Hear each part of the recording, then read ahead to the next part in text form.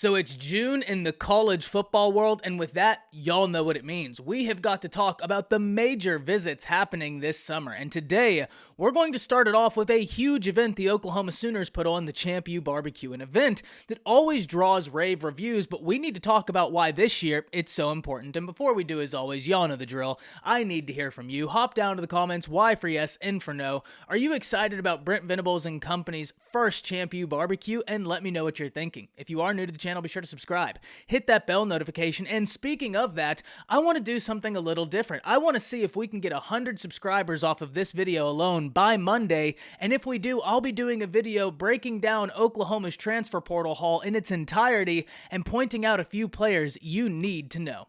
If you enjoyed this content, like and comment down below, but with all that being said, let's jump right into it because we have two things I really want to discuss today. First and foremost, the players in attendance, because there's a lot of talent Oklahoma got in for the ChampU BBQ. But secondly, we need to really break down and talk about why this event is always so big, but why it's even bigger for Brent Venables and company right now. And we'll start with the first topic, the talent in attendance, and there is a lot of it. But we'll start with a name I know Oklahoma fans can't wait to hear more about, and that's Anthony Hill Jr., a name we've talked about in connection to the Oklahoma Sooners several times before. And Anthony Hill Jr., being from the state of Texas, is in close proximity to the Oklahoma Sooners, but not only being from the state of Texas, being from North Texas, as Anthony Hill plays for one of the best high schools in all of Texas, Denton Ryan, but that allows him very close proximity to Norman. And if that's something that's a big deal, that can be a major selling point. The other thing I find to be a major selling point in the battle for Anthony Hill Jr. is who the head coach is, but by extension, who will you be working with? Because even though Brent Venables is going to have exponentially more on his plate than when he was a defensive coordinator, he's still going to be hands-on for those linebackers. And if you're Anthony Hill Jr., that means you get one of the best defensive minds in all of college football working with you on a day-to-day basis, and that's what Brent Venables does. Works with the linebackers, and we've seen what he did at Clemson with that position group. That's a major selling point, or at least in my mind, it would have to be a major selling point. Now, Oklahoma is going to have to compete with Texas A&M for Anthony Hill Jr., in which case a crystal ball has already been inserted on 24/7 Sports in A&M's favor, but that does not mean this is a done deal. Recruiting is a game that anything can happen, and there's a long way to go, but for Oklahoma to get him into this event in particular and to be able to keep the frequency and the relationship where it is, I think they have to feel good.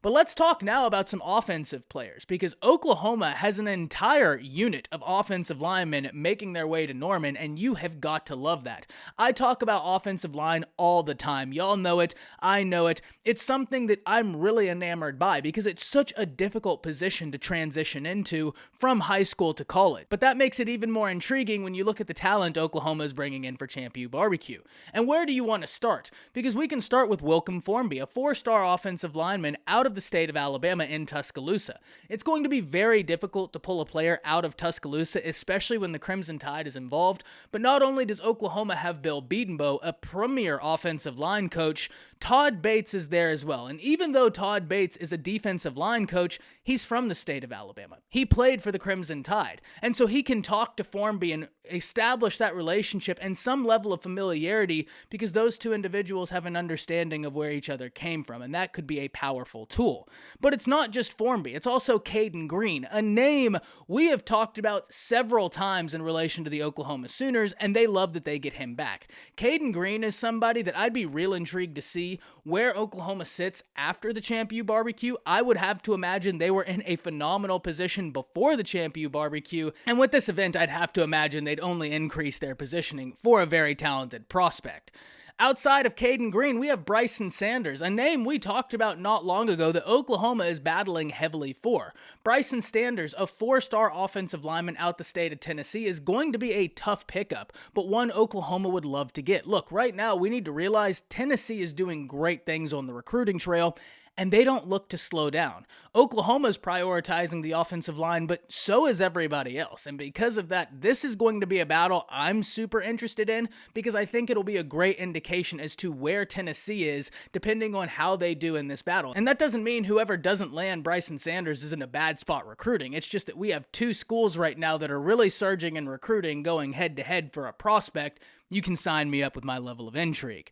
Outside of Bryson Sanders, there's still Peyton Kirkland. Like Cayden Green, a name we've talked about multiple times in relation to the Oklahoma Sooners, and Oklahoma's done a good job at establishing a pipeline into Florida, one they look to continue. And what a better way to do that than with a talented offensive lineman that pretty much, well, every institution in the nation is clamoring to get in. He's that good, and he gives you the benefit of a continued pipeline to one of the nation's most talent-rich states. Now we can talk about some other prospects, because Oklahoma has a haul coming in the offensive line, but there are several other names you need to know. And there's a familiar face that Oklahoma has visiting that I think is a big deal, and that's Jackson Arnold, the 4-star quarterback out of Denton. And the reason I think that's such a big deal is because he's there the same weekend as all these other prospects are. You love it when you can get a quarterback into your recruiting class early. And the reason is they tend to recruit very well for the class as a whole. That's exactly what Jackson Arnold is doing. And that pitch is going to be one that carries a lot of weight for all these players. Why? Because Jackson Arnold is in 5-star range. I mean, he is in striking distance.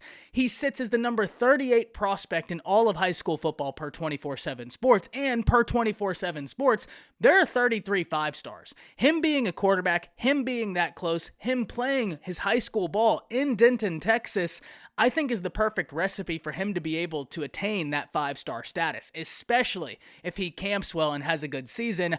I think it's going to be really tough to keep him from that 5-star status. I've talked about this before. Love Jackson Arnold's game. But he also gets to pitch to all of these offensive linemen, to the running backs, to the wide receivers. That's a pitch they love to hear. And on top of that, even though Anthony Hill plays defense, they're both from Denton. That familiarity is big. They have an understanding of where each other come from, and that can help that transition. So love that Jackson Arnold is there. I have to imagine he'll be making multiple visits to the Sooners this summer to continue doing recruiting for this class.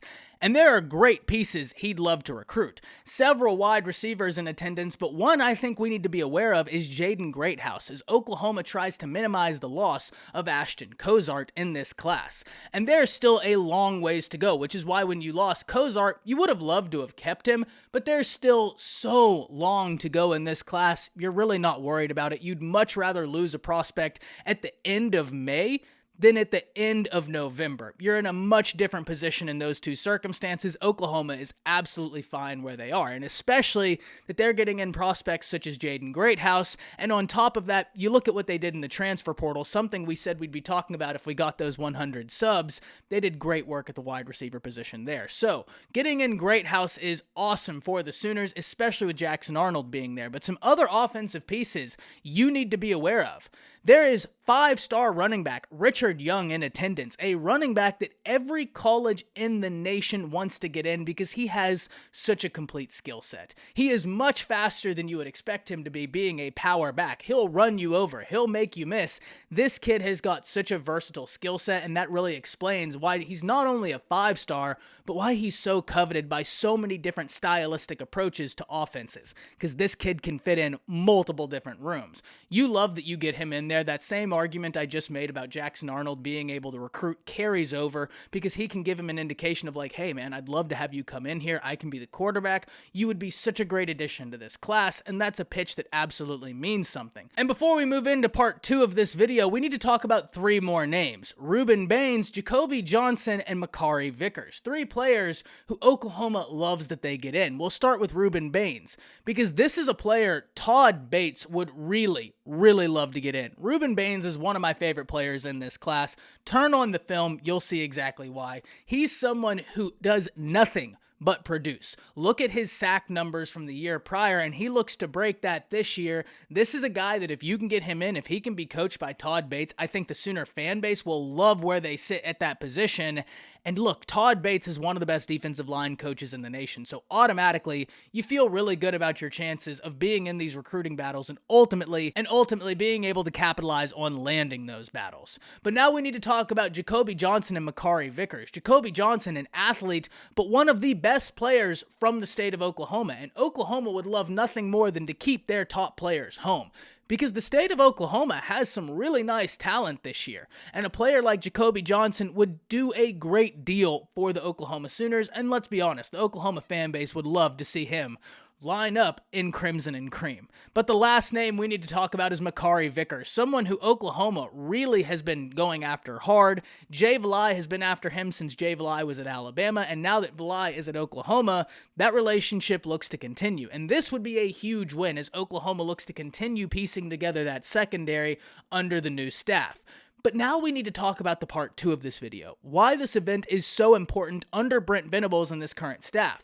Because this is an event that if you keep up with recruiting, regardless if you're an Oklahoma fan or not, you've probably heard about this event. You've heard about us talk about it, you've heard about prospects talk about it, or you've heard about other recruiting analysts talk about it. It's an event that gets rave reviews, and because of that, it's something that the Oklahoma fan base looks forward to every single year. But with that being said, what is it going to look like under Brent Venables? What subtle differences is he going to apply? And how are we really going to get an indication as to the differences of Venables' approach in recruiting as compared to Lincoln Riley's? We already have seen multiple differences, but those differences are going to continue unfolding as he continues recruiting, and especially with this first major event, the ChampU BBQ, we're really going to get a much better idea as the stylistic differences between these two staffs. And so because of that, whenever you're talking about an event that every year you can count on being big, and now you have so much new in terms of staff,